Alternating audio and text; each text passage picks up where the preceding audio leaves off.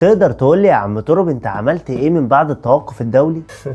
عملت عملت متصدر الدوري لو مؤقتا، وتأهلت في افريقيا. انت عايز ايه تاني يعني؟ طب والروتيشن اللي انت عملته غلط، البدن اللي وقع منك. طب وكموش حلو قوي، انت اللي جبت سيرة كموش.